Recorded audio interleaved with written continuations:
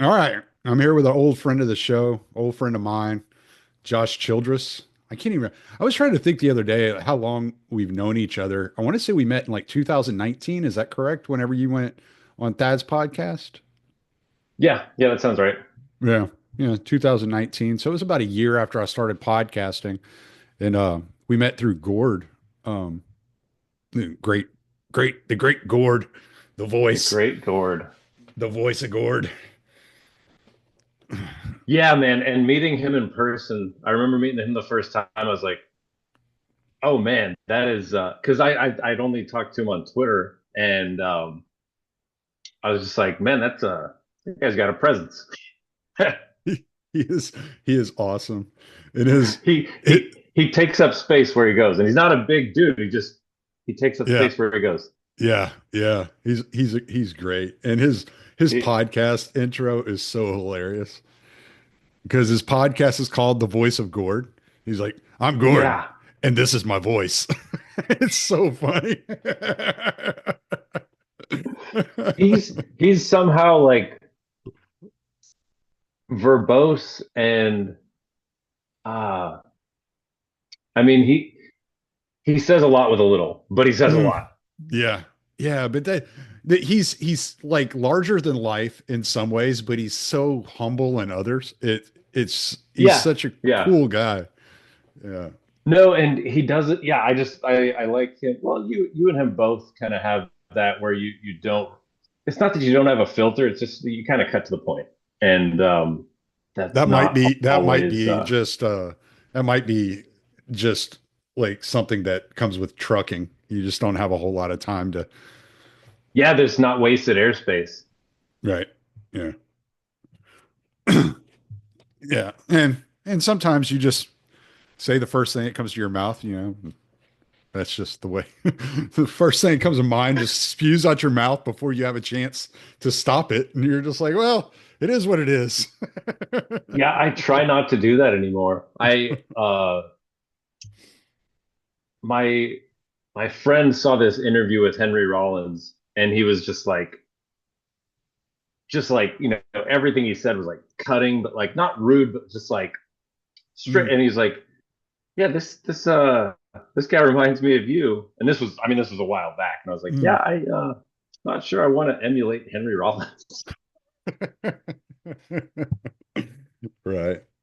Well, so you and I have been in communication regularly since your last podcast appearance. I mean, we talk, I don't know, pretty regular. Um, Yeah, I'm bad about keeping up with people, but you're one of the few people that I do keep in touch with on a regular basis. But you haven't been on a podcast in a long time.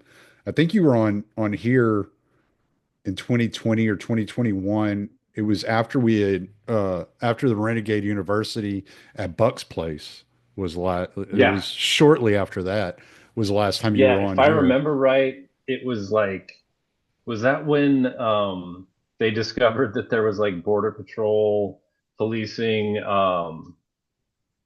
the riots in Oregon or something, and you had me on it. Was that when you? Yeah, I that's can't what it remember was. honestly. Yeah, because we were talking about like the coastal border and how Border Patrol operates, on coastal Yeah, borders too. Yeah, that's right. That's exactly what it was. I had forgotten all about that. And like I forgot what the topic was that we were talking about, but you're correct. That is what it was. And that was yeah, that must have been in 2020 because it was when Trump was still president, I think. mm, yeah. Um, so so a lot's happened in your life. There's a few questions I have because there are some things that you've said in private conversations that I would like to ask you about. But Sure.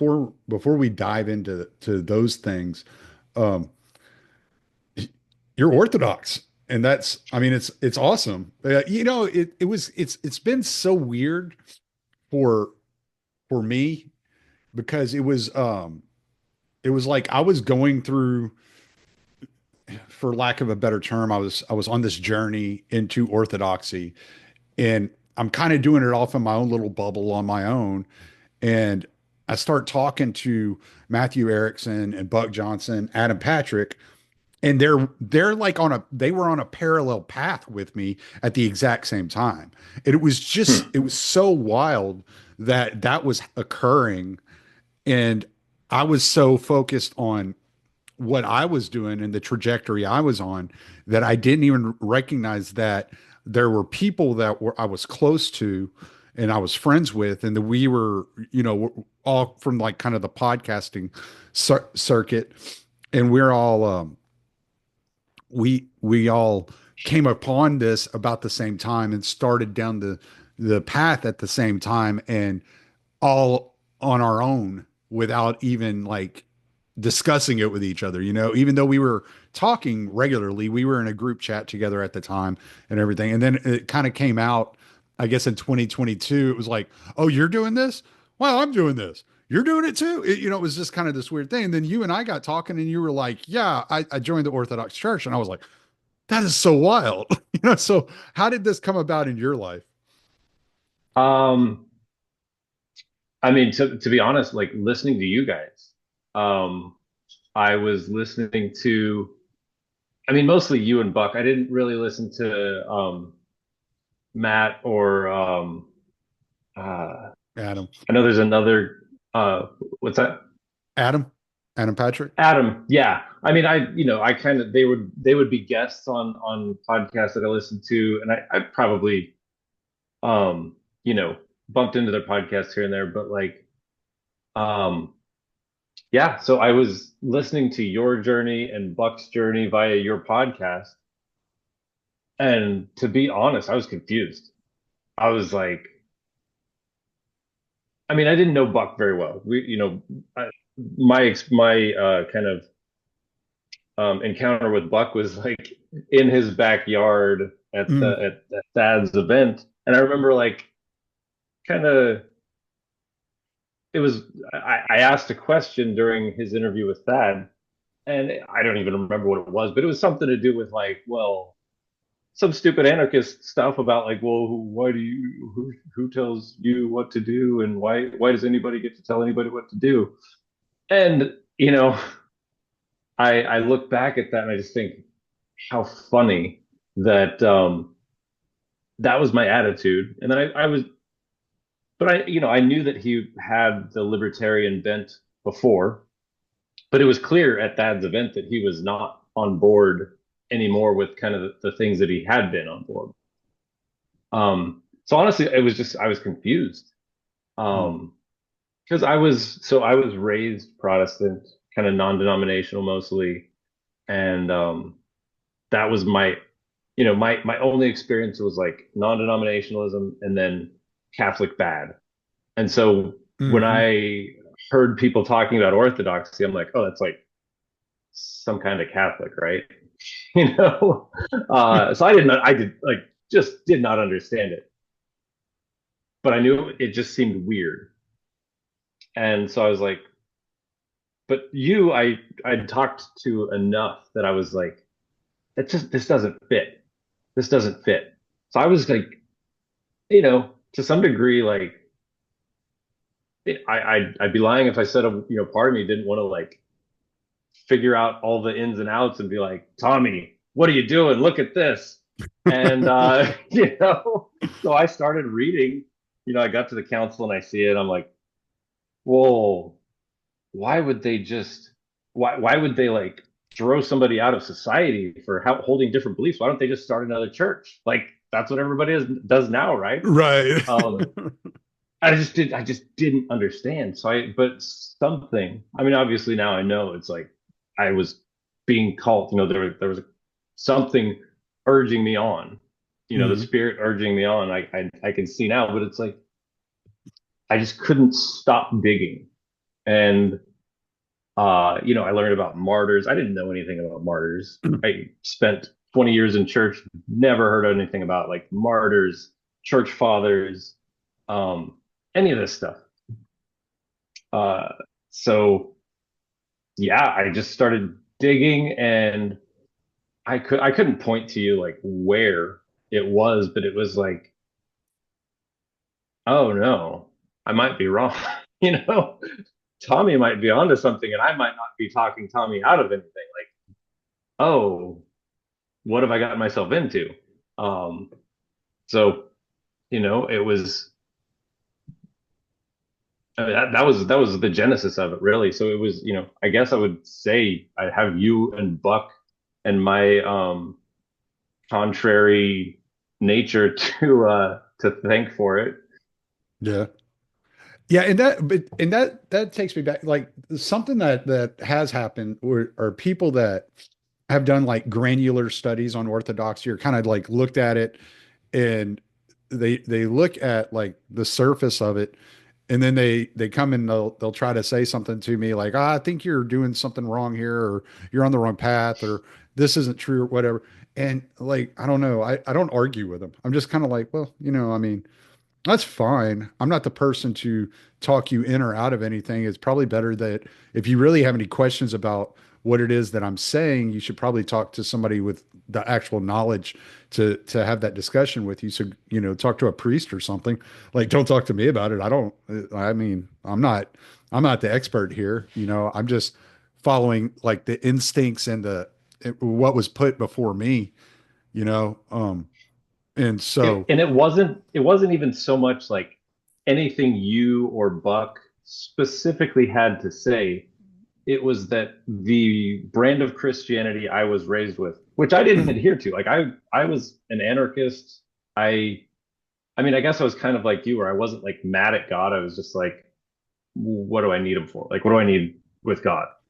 Um, but it wasn't like any specific thing that you guys said that rubbed me the wrong way. It was just the idea of like submission to, the institution of it.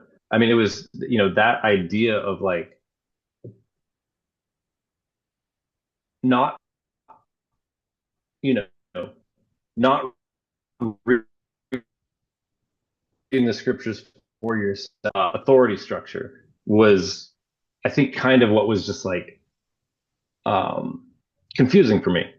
hmm Yeah, I grew up. Yeah, that's how I grew up. I mean, I grew up non-denominational. Went to a Bible, what was called a Bible church in Moss Bluff. I mean, I went to different Southern Baptist churches, which is Southern Baptist isn't that much different than non-denominational. It's pretty much the same thing, really, if you really start digging down into it. Um, Sure. but I think some of these churches I think are Baptist and they call themselves non-denominational just to be attractive to people who are anti-Baptist, and so Yeah. it, Well, it, it and it it attracts the spiritual, not religious crowd. right, exactly. And I I I was there were so many. I was talking to a guy yesterday actually, and it's like when you're in a church and you find this fray and you start pulling on it and start asking questions, they refuse to tie the knot for you and explain to you exactly how these things come together. And orthodoxy offered that explanation for me. It tied the threads together, and it showed me Right. that these aren't a bunch of separate threads, but it's one continuous thread that you're looking at. And so that was like that. Whenever I discovered orthodoxy, it was like, oh, this is interesting. And I was already kind of like, I was listening to like Jordan Peterson's like breakdown of the Bible, when he did the Genesis lectures and stuff like that, because I was interested. I grew up believing that the Bible was this instrumental book in my life, and that it was everything I was supposed to know and adhere to was in this book. And after reading it a couple of times and trying to use my own logic to figure out what it was saying, I just didn't understand how it applied to me. And and so when Hmm. he started doing those lectures and he was kind of putting this like psychological spin on the symbolism of the Bible, I was like, "Oh, this is interesting. I kind of see what what is being said now and why why this book has lasted for so long." But then I discovered like Lord of Hmm. Spirits podcast, thanks to Matthew Erickson. who turned me on to the Lord of Spirits podcast. And I started listening to that. And I was like, oh, this explains so much about what is in the Bible that nobody wants to talk about. The actual metaphysical Mhm. side of the spiritual life whenever it comes to angels and demons and things like that, as they would say, giants, you know, and digging into those, kind of, I guess, for lack of a better term, taboo subjects, because we live in such a materialistic world. It was like, oh, it explains so much to me about my own experiences in life, and things I had experienced ever since I was a kid, and not really having any language or place of reference to put it into, detail and understand what it was that I was seeing or feeling or experiencing in my life. And so that was kind of what orthodoxy offered me. And that was kind of what kept dragging me into down the path. I will say though, for me, because I had come to the point of indifference, just I was completely like indifferent towards the idea of a God and called myself agnostic. I wasn't bitter. I was just kind of like, yeah, whatever. I don't understand like how this matters in modern society, or what good it does. It's been very difficult to get over the cynicism um that I had kind of like that hole that I'd kind of like fallen down. And I don't think I even realized I was going down that path, and I think that's like the one of the most difficult parts of orthodoxy or any kind of like faith-based, you know, uh, direction for me, is just to to drag myself away from the indifference and the cynicism. Mhm. Yeah, I mean, I was never crazy about Jordan Peterson, but I did really enjoy the Old Testament lectures that he did. That was kind of the first time that I was like, oh, the Bible can be kind of interesting. Mm. And that was like, after kind of a couple decades away. I was always drawn to like mysticism. I mean, when I left high school, left home, um, I dabbled in like Buddhism. I actually attended this shamanism meeting group for a Hmm. while when I was in the army. Um, I read a lot of like new age spiritual kind of books. And I loved the idea of like energy dynamics and like auras and spirits and, you know, not just, like thinking about like in fact, it's a super fascinating book. It's like Death, the Great Adventure. And it's like this compilation of near-death experiences and what all these people saw. I mean, but it's kind of written in an academic way. I probably wouldn't read it again, but like at the time it was fascinating. Um, so I loved that kind of like, it was just like I sensed there was something more out there, but like church had never answered the questions. Hmm. And then once I got over the hump of like, oh, this orthodoxy thing is like, I thought it, traditions of men. It was like, oh, there's all this procedure and ceremony and stuff. And to me, that was like Pharisaical and the traditions of men and all, that was from, outside looking in. Hmm. Um, and once I got over the hump and started actually, got over myself really of that, well, I know so much and I'm so right. Once I got over that and like really like I I think I got into the whole counsel of God before I got into Lord of Spirits, but just Mm. that line by line explanation of like the difference between Protestant views and Orthodox views, it was just like, oh my, this makes so much. It's not that it makes sense. It's like it fits together better. There's like a whole, it's a mosaic. It's like Right. where Protestantism, it was like, well, here's a chunk here, and here's a chunk here, and here's a chunk here, and like we won't look at the rest of it because we don't really know what's going on. It's like you start looking at Orthodoxy, and it's like this beautiful mosaic, and it's like everywhere you turn, things just kind of fit together. And I was like, I just started becoming enamored with with that view. But it freaked me out too, because I was just like, so my view of God was like, God has, I don't know if this is Gnostic or I honestly don't know a lot of the titles, but like my view of God was like, okay, God probably created us and he equipped us with senses and, you know, rationale, and we're supposed to go figure it out, you know? Mm, And so I was like, I would read philosophy or I would listen to other people talk about philosophy. And if mm. something sounded cool, I'd, you know, put it in my pocket or write it down in my book. And if something didn't sound cool, if it didn't sound like it benefited me, then I'd just ignore it. And that was like kind of my approach.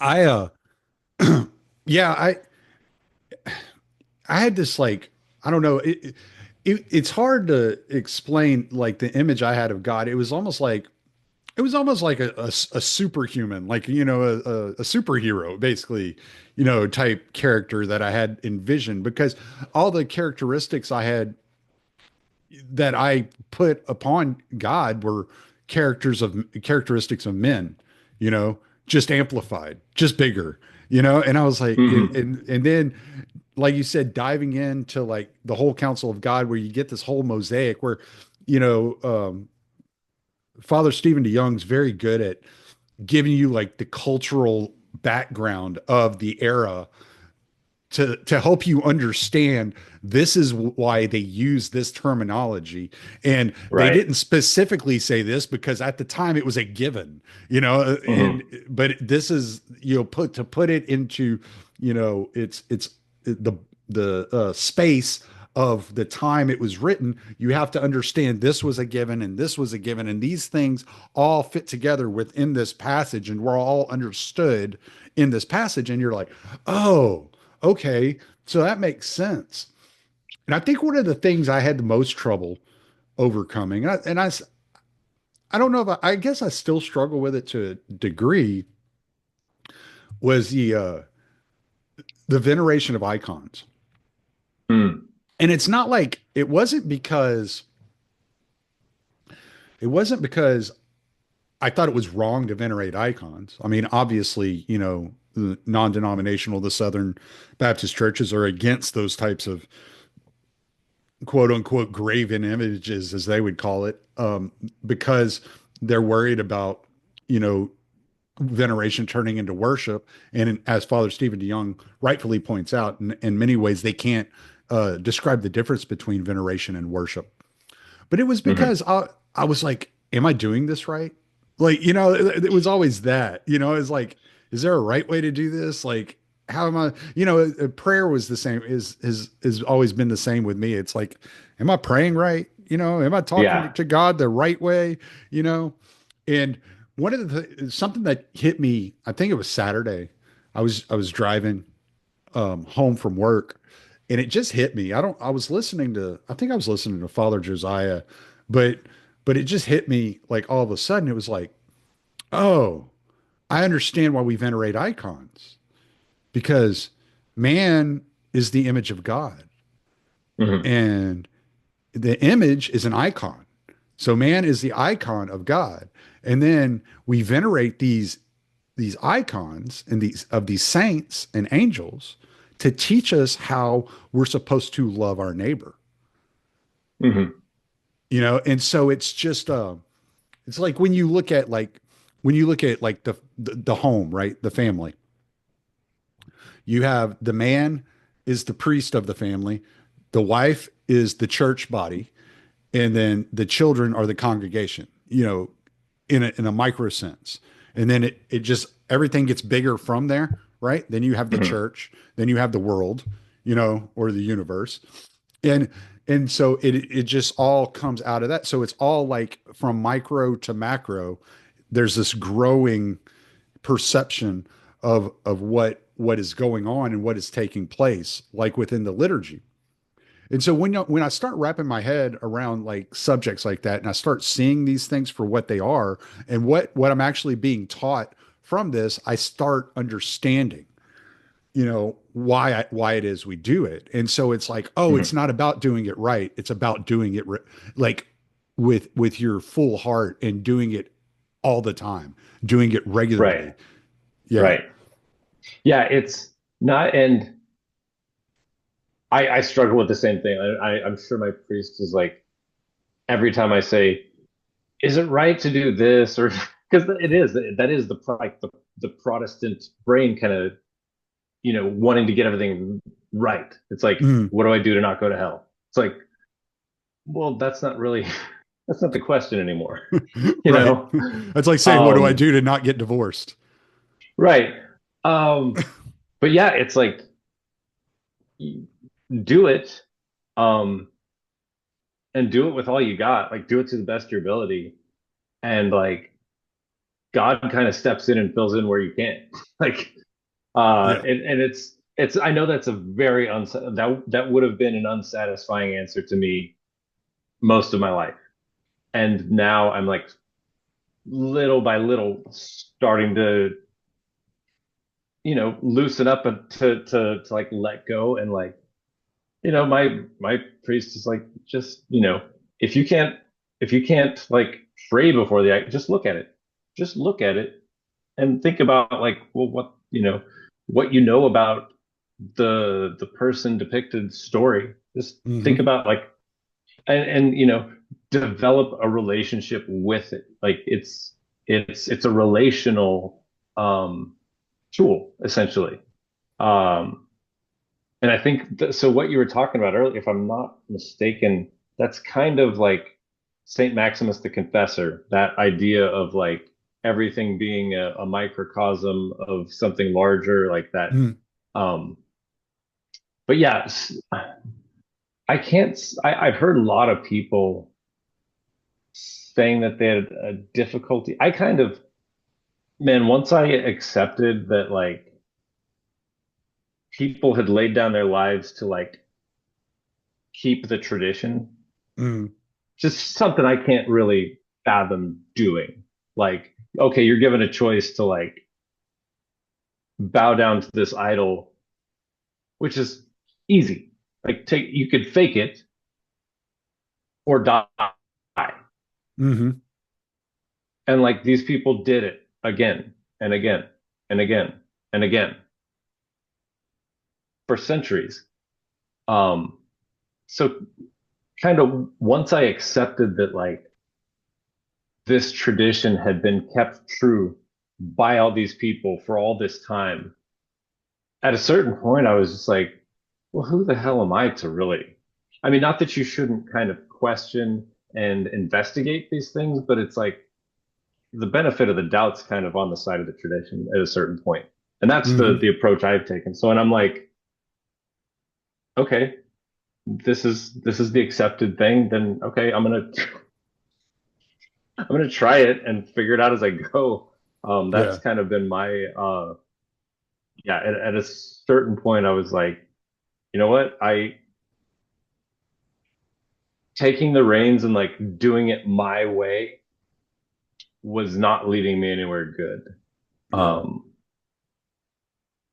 it was not leading me anywhere good. And so yeah, it was like perfect timing. It was like I was finally starting to be willing to admit that like, wow, my philosophy and even my views of God and like everything just came back like empty. It was Yeah. fun and it was interesting and you could like say cool things to interesting people and like oh I read Nietzsche and oh I like whatever, but it's like and then when you're done with that you're empty. And it's like I mean I haven't found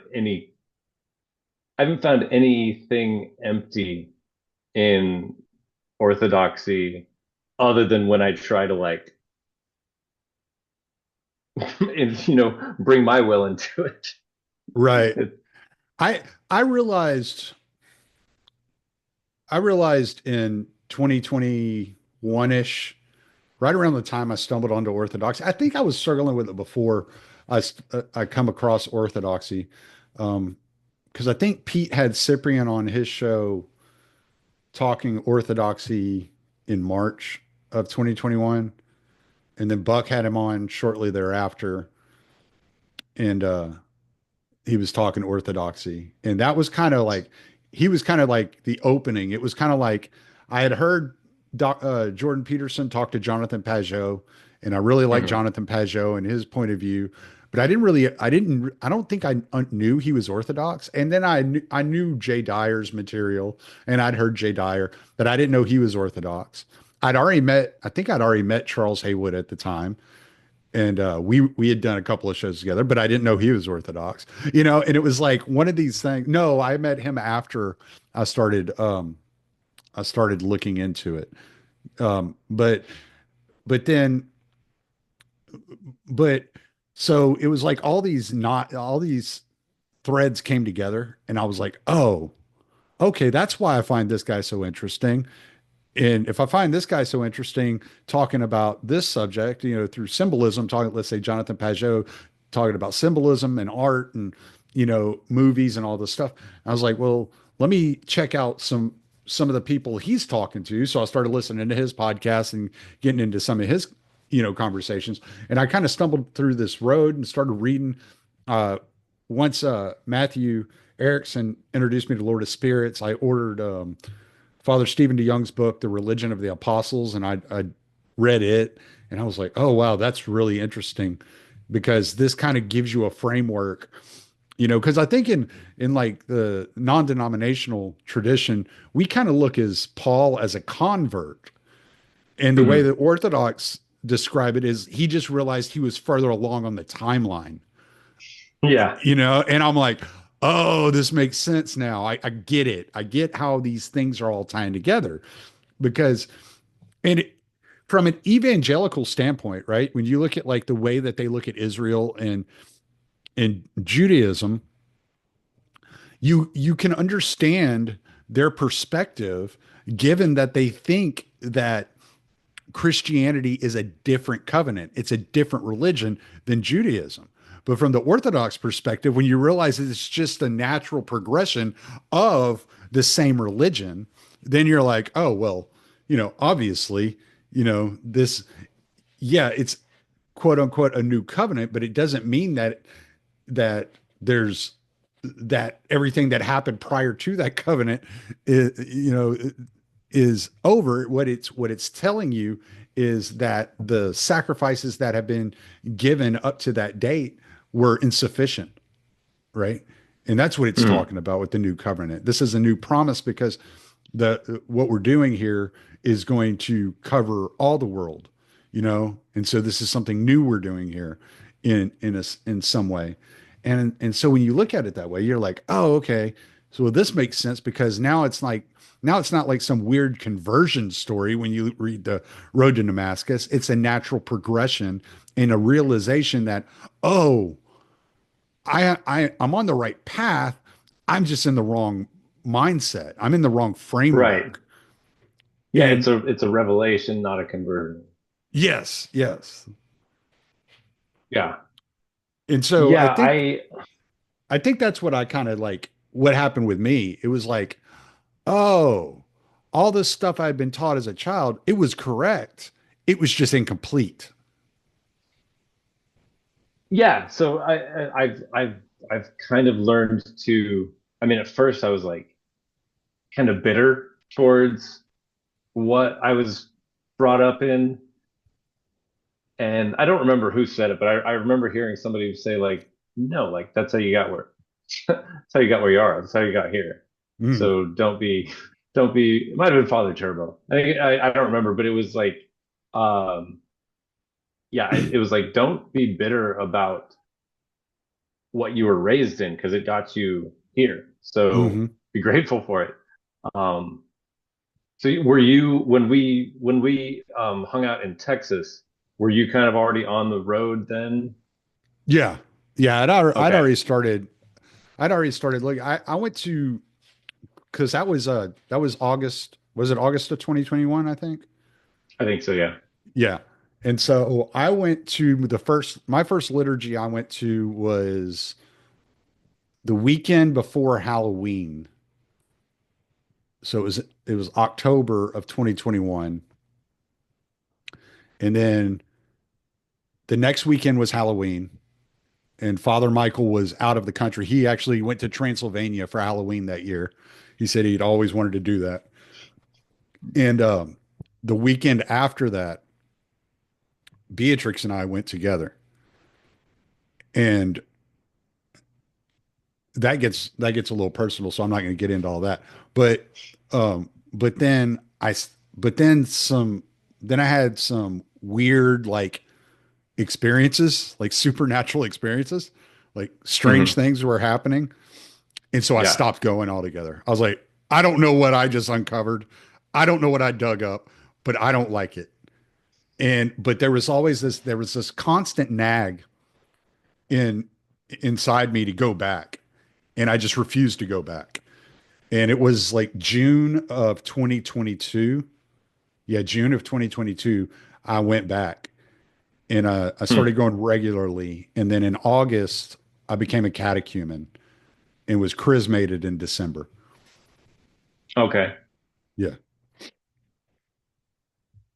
Oh, okay. Yeah, I had some of those. Um, and we should talk about some of those late. I'm not Yeah. comfortable, you know. Yeah. No, Some, I but feel yeah, you. some of those I like, mean, I've shared some of it on the podcast. I'm sure you've heard it. Like, I don't know when oh, you listen to the picture by the fire. I think you yeah. sent me that picture. Yeah. Yeah. Um, Yeah. So stuff like that. I had some other weird things happen that I was like, what the hell is, yeah, you know? yeah. I I had some of that, and there were a couple of points where it was like I had said, okay, I'm wrong. This is what it says it is. Jesus is the truth. You know, this tradition is the church. Like it is what it says that it is. Mm, Now what? And it was like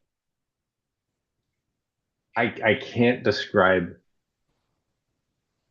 what was going on, but it was like night and day. There was a divide inside of me, and I knew that I could walk away and write off and like, you know, I could whatever with my intellect or with my logic or whatever I thought I had, I could walk away and explain away everything that I had experienced.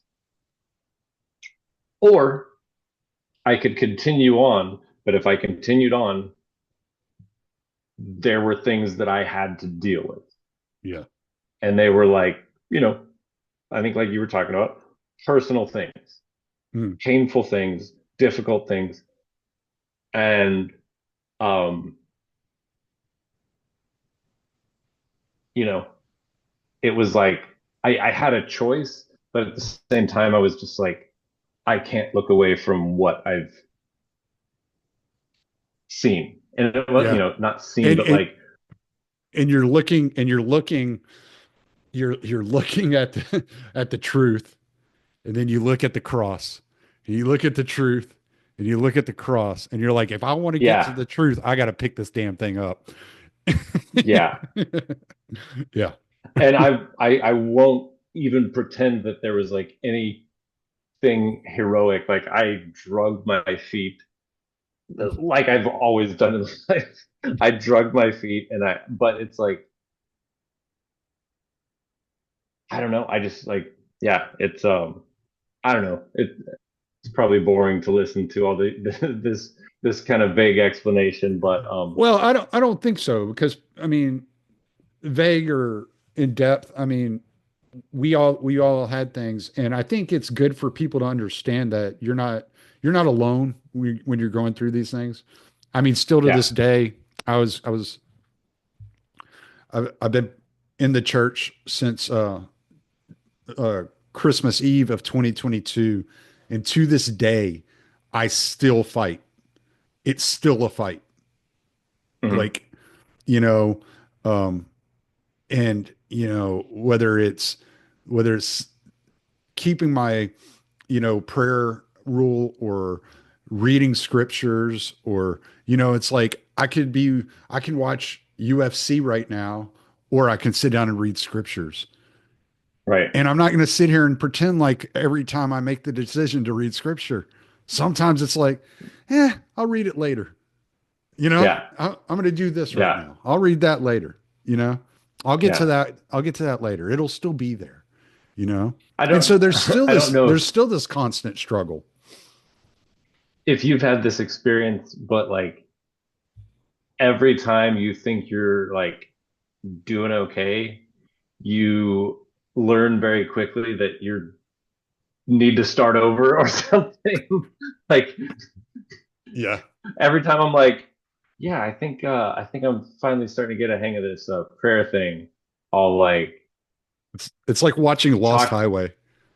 Yeah, Every time you think you get it figured out, you watch it again and realize you don't understand it at all. yeah, yeah. Um,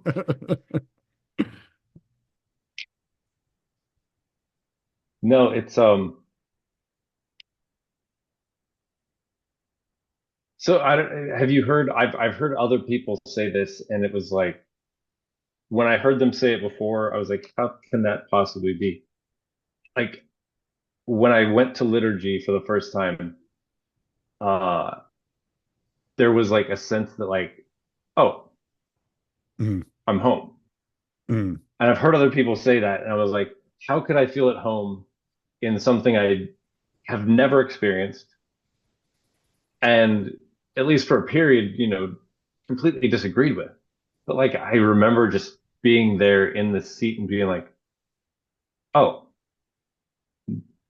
this feels right, or this feels like, yeah, which is like, when do you ever get to feel that in this world? Like, right. I was thinking this past Sunday actually. I was I was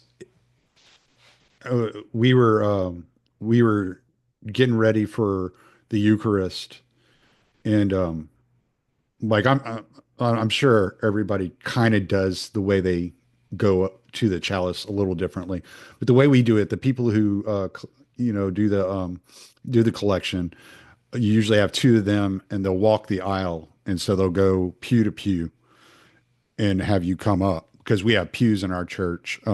Pews are actually pretty normal in Lebanon, which is where a lot of the parishioners I go to church with are from, and they were they started the Lebanese started this church, so it was designed like the Lebanese churches, and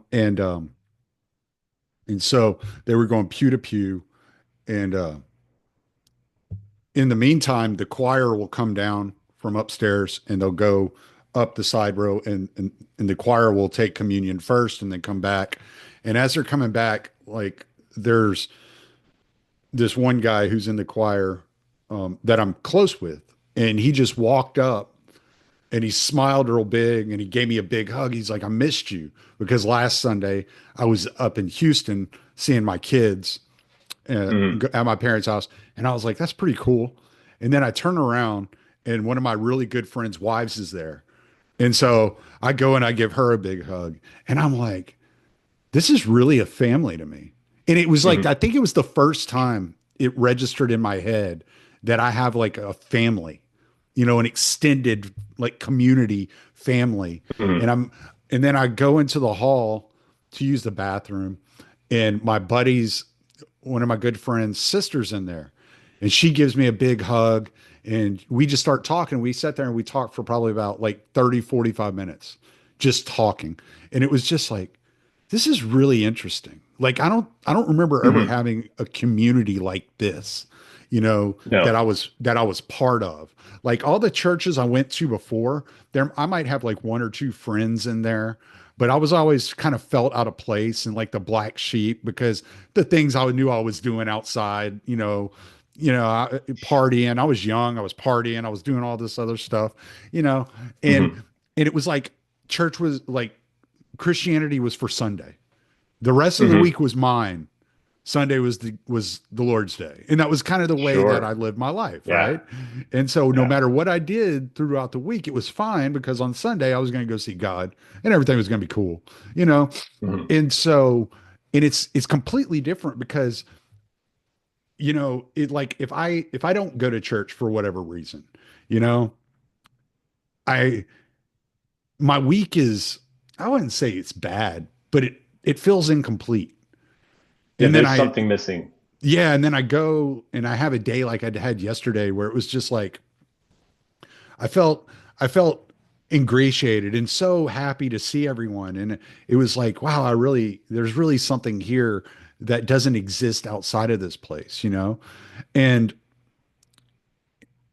that's kind of changes like the way you look at it, you know, of how you function within the church because there are people at the church, obviously, and I don't talk to that much, you know, Mhm. but anytime I see him, they're like, "Hey, Tommy," and we shake hands, give a little, bro hug or whatever.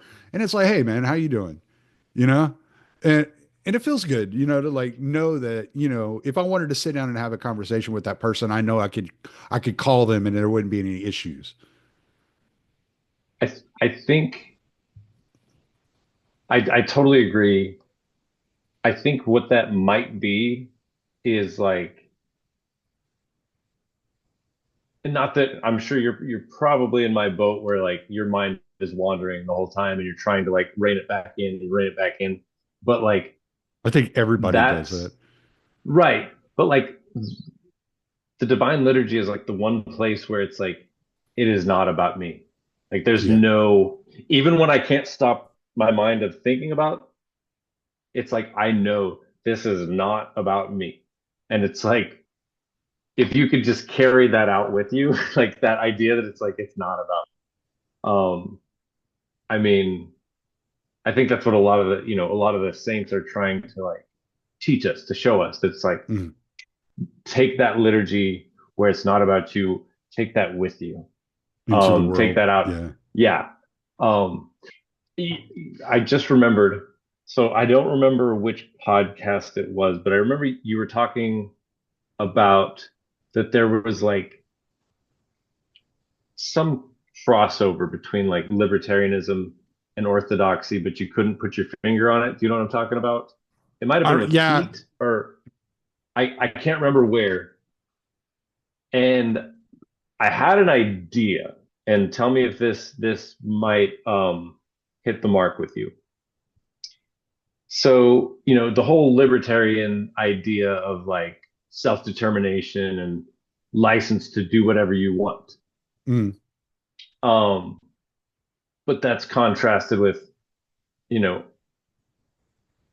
orthodoxy where it's like, well, you can do whatever you want, but like everything you do has consequence and you are responsible for everything you do, which is yeah. not a libertarian thing. Yeah. Father Um, Turbo says everything is permissible, but not everything is beneficial. right. So I guess where I would see the libertarian crossover or the anarchist crossover is that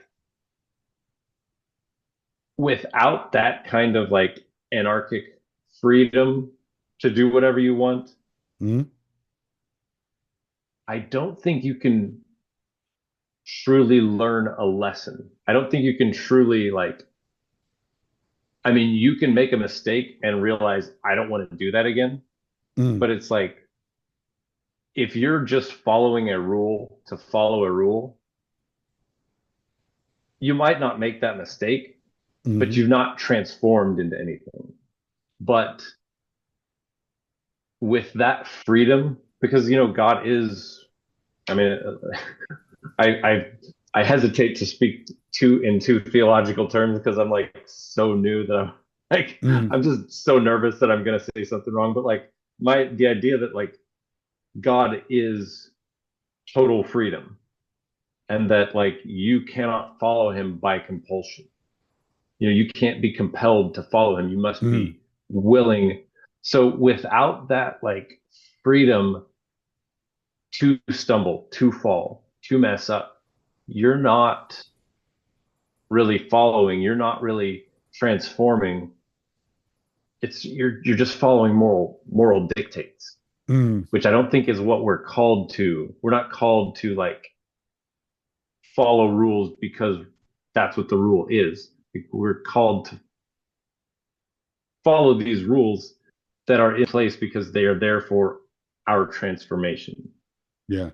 Which if you don't have that like total freedom that libertarianism thinks it represents, um, you can't really, I don't think you can really like,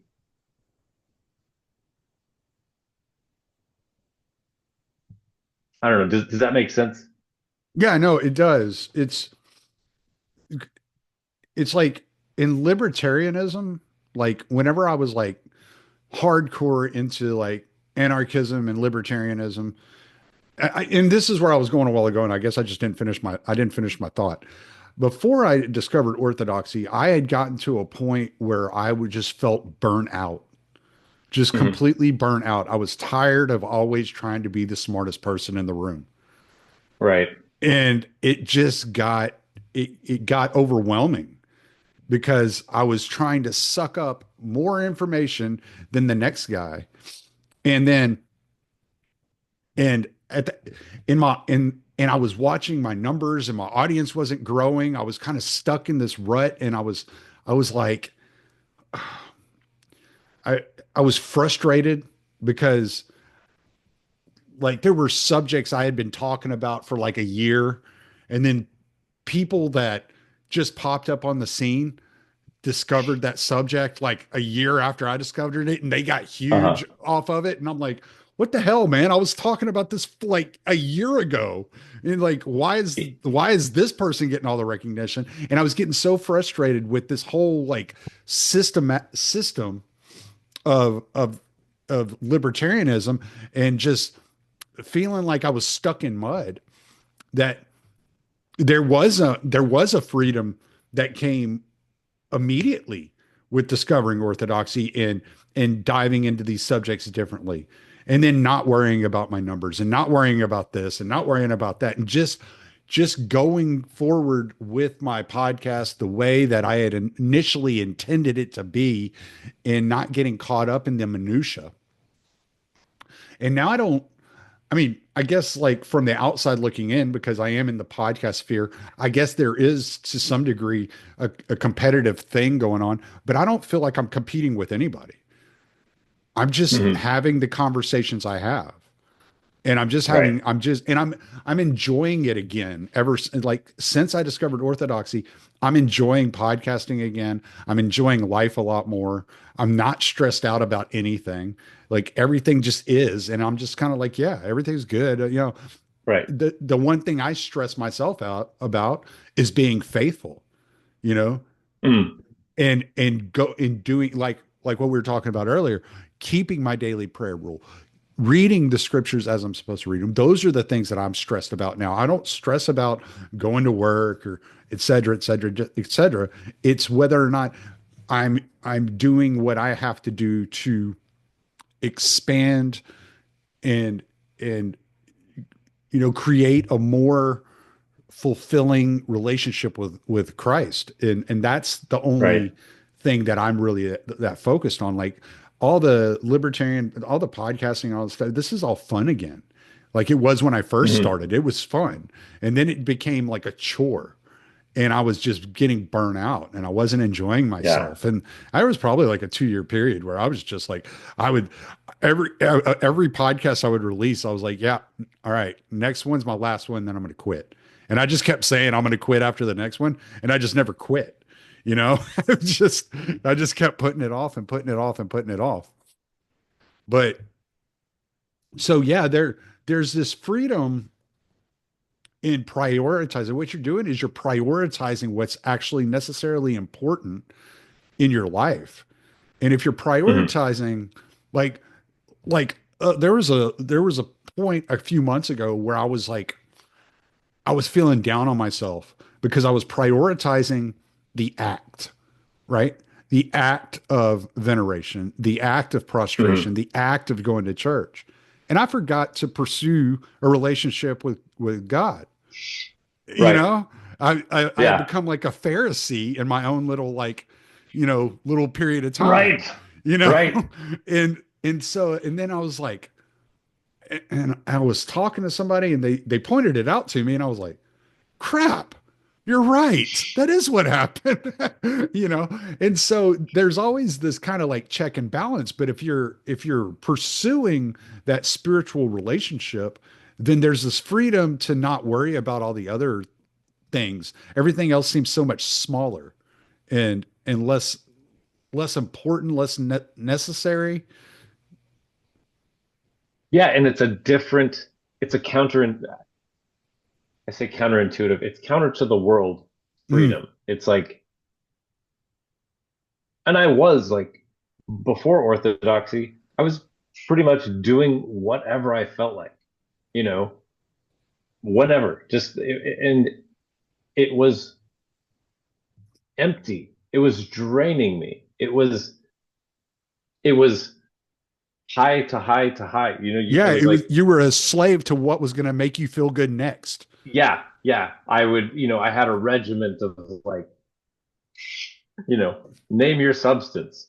And I Yeah. balanced this with that, and then I'd, you know, talk to the people that I know would tell me the things I wanted to hear, and you know, it was all just this like spinning plates of like, okay, I've lived long enough to figure out what works for me, and I'm gonna like do as many of them and like know what brings me up and brings me down, and it was like, and then it was a point where I was just like, oh, this is all just completely empty, just, and that was uh Father Seraphim Rose, Nihilism.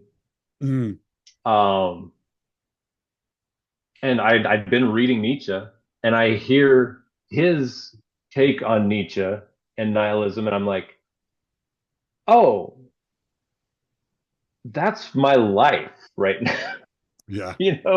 I'm just like, wow, I have followed Nietzsche right down the trail, right down the rabbit hole, and I have completely inflated my life, and it is filled with nihilism. And like the first time I read nihilism, I was like, no, he's wrong. And I knew in my heart he was right. And I read it again and I was like, oh God, what a pitiful, like, what have I rocked? Like, what have I gotten myself into? But it's like, if you're willing to admit that and just say, you know what? I don't know. But there's this man, this God man who's like just patiently waiting, like, hey, I've got something for you if you're willing to accept it. And it's like, I wouldn't say where I was rock bottom, and I guess thank God that I didn't Mm, have to go that far, but it was just like,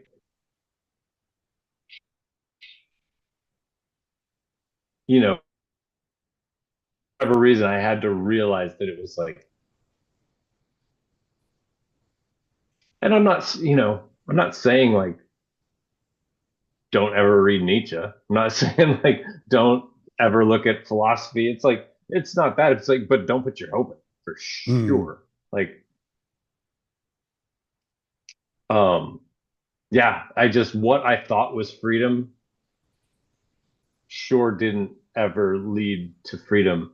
And not saying that I have like fully submitted or like fully given up the reins, but it's like every little bit that I do, that little taste, it's like, oh, this is this is where this is the direction. And then you start to, that's I guess that's like you said, you know, oh, I'm doing all the things, but it's like, oh, I gotta reset. I gotta Mm. reset. You had you were talking about the first time you went to liturgy and you felt like you were at home. I was the first liturgy I went to, I was sitting there and I'm just looking around. I'm just looking at all the icons and I'm listening and I'm watching, the people, because you don't know what to do. You're just kind of like, all right, like you're kind of outside of everything looking in almost. And I was just watching. But the entire time from like I got there during Orthros and I stayed throughout Orthros and the entire liturgy. And from the Hmm. moment I walked in, it was like, like when you're on a roller coaster, you get the butterflies in your stomach when you go down the hill. It was like that the Hmm. entire time. For like 3 hours, I had that Yeah. feeling. And I was just like, what is that? Like, what is Hmm. causing that? And I get that. I still get that feeling every time I'm in liturgy, every Hmm. single time. And I'm very paranoid about pre-list. Like if if something like if I feel something or I observe something or something, I'm like the first one to start asking the priest, what does this mean? What does this mean? Hmm. Like, you know, because it's like I don't want to I was reading what was it I think it was Saint Sophrony. I think or maybe it was Saint Silouan. It was one of no, it was Saint Silouan was talking about being in liturgy and seeing I think he saw Christ come out of his icon or something like that and he was just in Hmm. awe and come to find out he was in pre-list. Like it was like Hmm. he had been he had been he had been fooled and it took like the abbot of the monastery to actually like snap him out of it. Hmm. And yeah, so I get like even in liturgy I get like I'm kind of like on the lookout. Like if I notice something I'm like wait, what was that, and I've had like little like things occur and I'm like panicked, texting the priest like please answer as fast as possible. I gotta know. I gotta make sure I'm good here, you know. So, but yeah, man, it's like that every time. It's like my, I mean, for those that aren't Orthodox, they probably want to understand this, but it's like my noose, like waking, like comes alive. So I think that one of the aha moments for me was like I I had and it wasn't I haven't like seen anything but it was just like there's just and it's not even a feeling I because it's not an emotion whatever's going on in there it's not an emotion it's not a feeling but it's like you're experiencing something that you don't experience usually Mm, um and it's like it had been that way but I was like okay well I was still in my materialist mindset where I'm like okay well you know this was the first place I've had this, and this is, the priest and the people around me and all this stuff. So it's like all the conditions are met. So yeah, of course, each time I go, this experience is going to be there. And then I went to Colorado to visit family, and I found out like in my hometown there was like this little Greek church that had been built in the 90s, and all it's like this tiny little stone church up on a hill, and then there's all mm, these big ugly banks or like, like big ugly buildings around it. And it's just this, adorable little, beautiful iconography. And I go there and I'm just like, it's happening here too. I like just again, not like I'm not, there's no visions, but it's just like, there's just like an experience of it's something alive, something yeah, full. It's fullness when you're used to emptiness. There's like a fullness, there's something alive, and you're like, I'm I'm part of this, I'm experiencing it. And it was like, oh wait.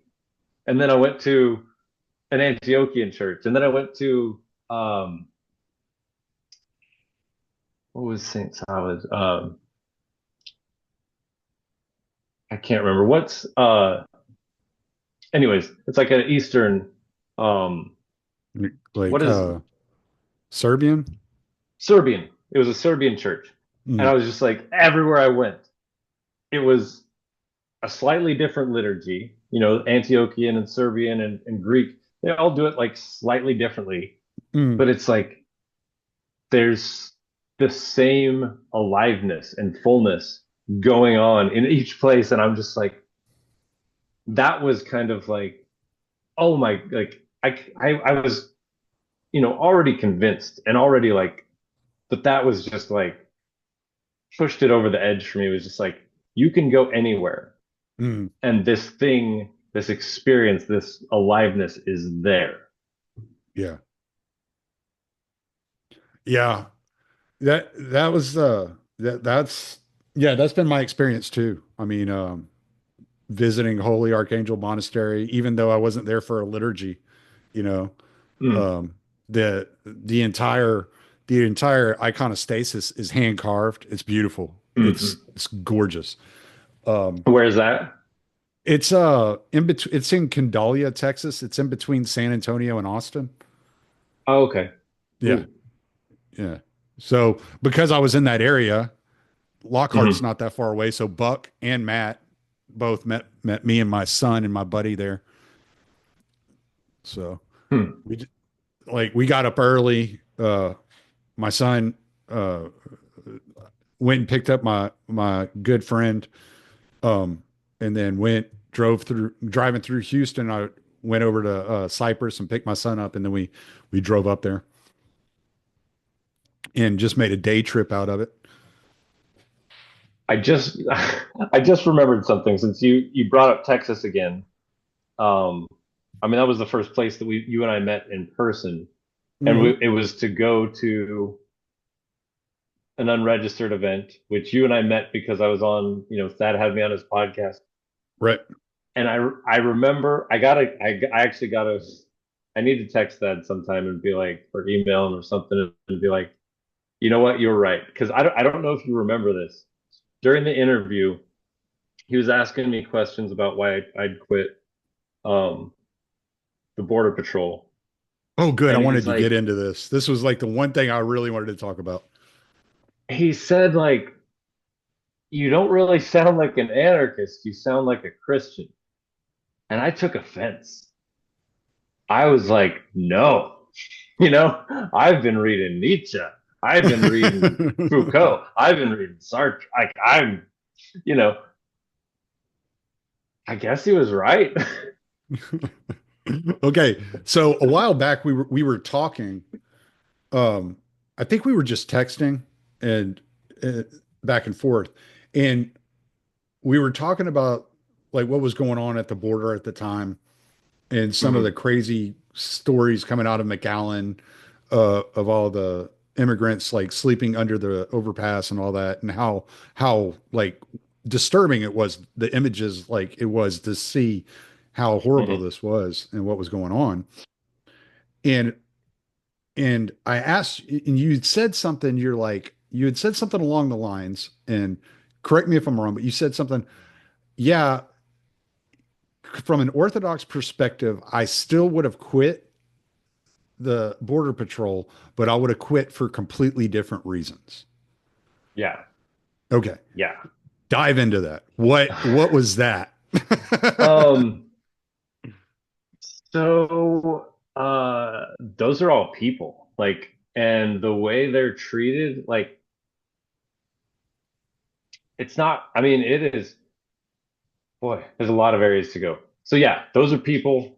Love them, hate them, believe whatever news organization you want to about what they're doing and why they're coming and whatever. Like they're people. And um I just I guess I don't know that I would have necessarily quit, but like had I stayed, I would have become like persona non grata because I wouldn't just be able to like sit by and silently participate in that. Mm, Um, and so Yeah, I mean, I mean, I guess, obviously I would have like brought it up to my priest and been like, what do I do here? Yeah. Brought it up to my spiritual father. But it's like, I guess the thing that I can't get over, you know, borders as we experience them didn't exist in the time of Christ. Like there was empire and there was, kingdoms and there borders did not exist. So it's like kind of hard to draw a real parallel. But Christ does talk about being kind to the stranger, Mm. which, you know, if you want to take a look at what illegal alien or immigrant or whatever, like that's the stranger. I haven't asked a priest about this, but that's kind of, and then if you take into account um, whether you vote or not, if you're a citizen of the United States has spent like several of the last decades just absolutely just doing severe damage to almost everywhere in South America. Hmm. Regime changes, dirty Yeah, wars, the Monroe Doctrine. Yeah, all that. um, the American appetite for drugs absolutely fuels the cartels that are making life miserable down there. So to me, I just can't. I get people's argument that, you got to look out for Americans and but it's like, I just can't really like get past the idea that our society bears some responsibility for what those people are fleeing. Mm. And I understand that not every single one of them is a good actor, and I understand that a lot of them may be taking advantage of like loopholes or whatever. But Hmm. it's like our government also created a system that required loopholes to escape the mess that we've made down there. So it's like I just I guess, when I left the Border Patrol as an anarchist, yeah, I said open borders, let them all in, do whatever, I maybe would say, um, maybe the Cato kind of like open work visa system would be a little bit better, but I just can't, Well, before I the can't. wasn't it before the Immigration Act of the 60s, you could like citizens of Mexico could cross the border and work in the United States. So there was I think it was in the 50s, there was the Bracero program, which was basically, yeah, like if you just showed up at the border and there was no warrants out for your arrest and you didn't have a communicable disease, you could get a work permit. And in fact, from what I've heard, even if like Border Patrol picked you up and they said, okay, what are you coming here for? And they're like, oh, I want to work. Border Patrol would drive them to the port so that they could do their paperwork. Right. Um, and illegal entries just kind of fell, like just dried up because why would you risk, why would you go to jail and get deported if you could just like go fill out a paper and get a little work permit? Um, that doesn't seem too, I know that's like a very, very like glossed over, but like, um, after all of the meddling that our country has done there, is that really that tall of an order? Um, but so that being said, the rest of our immigration system is completely screwed up because like once you're a permanent resident, you've basically got to commit murder before they can get rid of you. Hmm. So like, it's not just like the restriction on one end is the problem. There's the um like once you're over the threshold, getting rid of somebody. And it's like, okay, well, if you give somebody a work permit and they come in and they cause problems, well, then you should have every right to send them back. Just Right. okay, you were a guest. You like it's like if you invited somebody to your house and they made a mess, you'd kick them out and tell them not to come back. Right. So I don't really see, that's again very simplified, and I'm not a policymaker. Um, but I kind of think that laws are better when they're a little more simple. It's like Well, you don't need 2,000 pages. they did just pass a law. Lake and Riley Act did just pass. Uh, I think it's the first law that Donald Trump signed this term. And so basically, it in the Lake and they got like Democrats voted for it and Republicans voted for it. And basically it says that if you commit a crime, even shoplifting, then you will be deported. And right now, what Trump is actually doing is going into cities, sending ICE into cities to pick up known criminals and deport them. Gang members, people that are known gang members that the government knows where they're at, they just haven't been deported.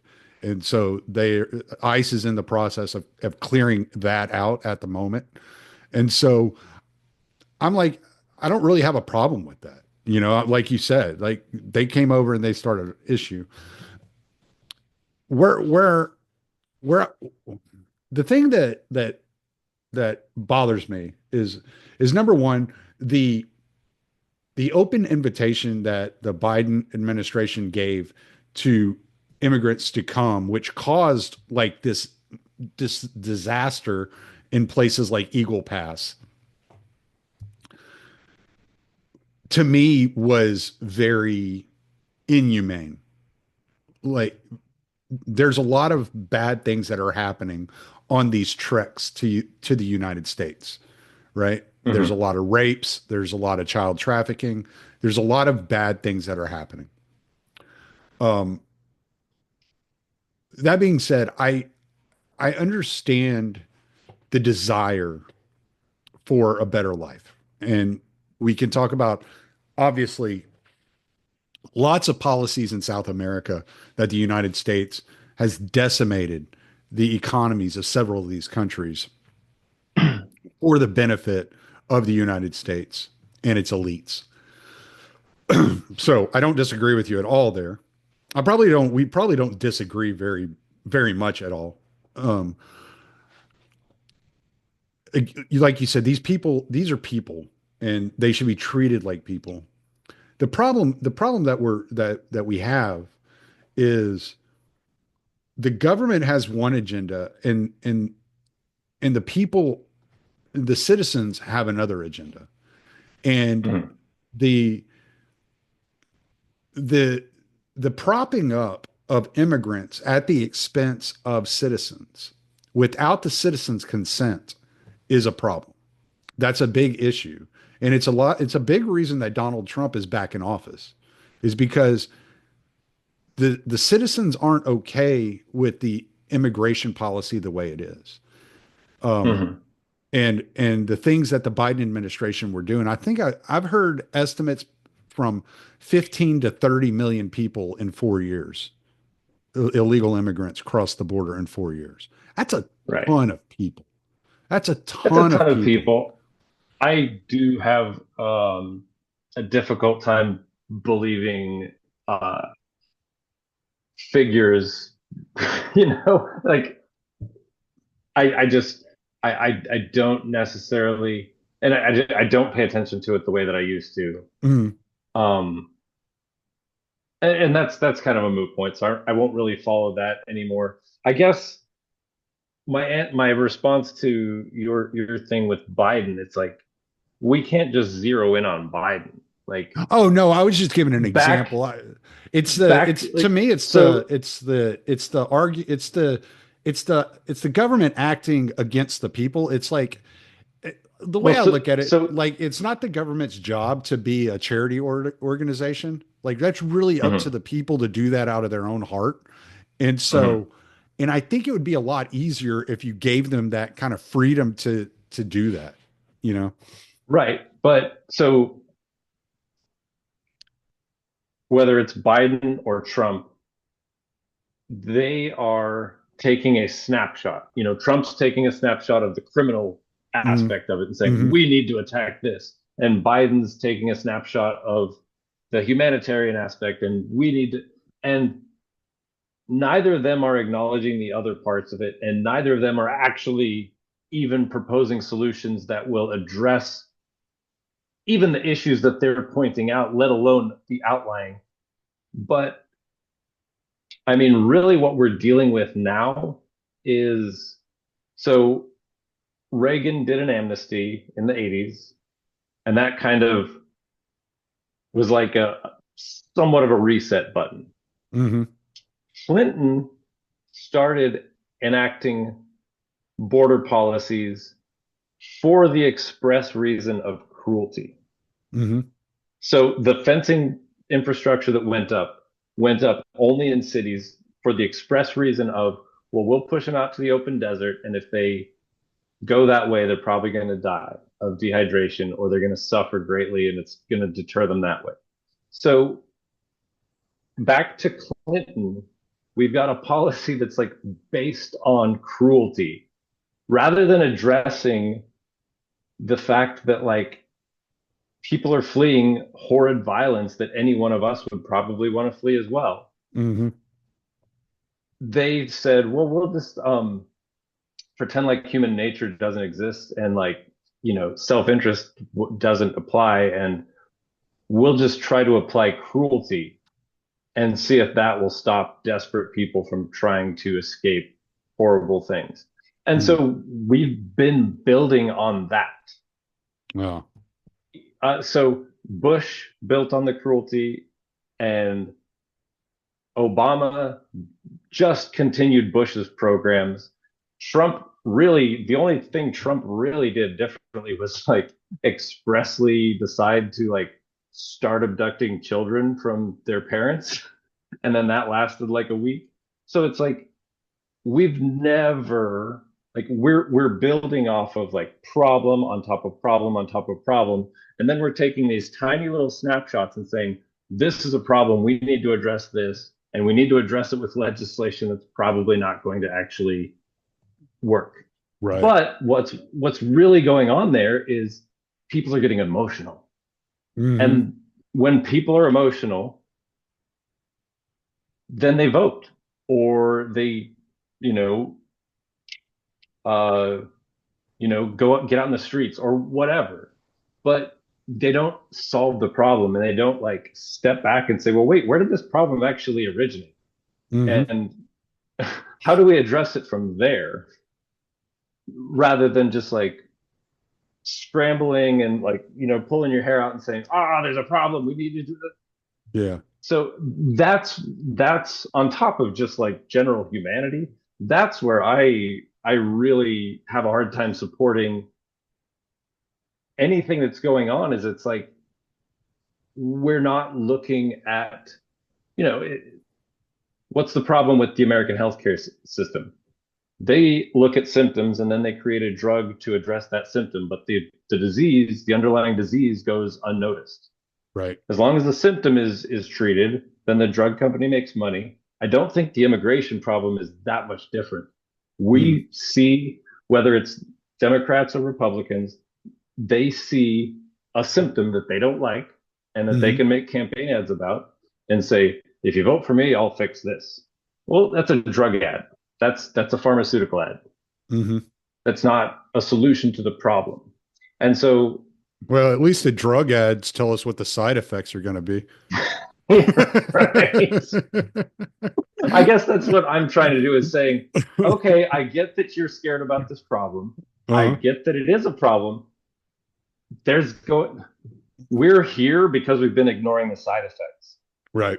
So we can just keep doing more of that, or maybe we can like, and that's the problem. It's like, and I'm sure I'll be accused of being the like, well, there's no perfect candidate, so I'm just not gonna like, yeah, I don't know what to do. I I I'm not that smart.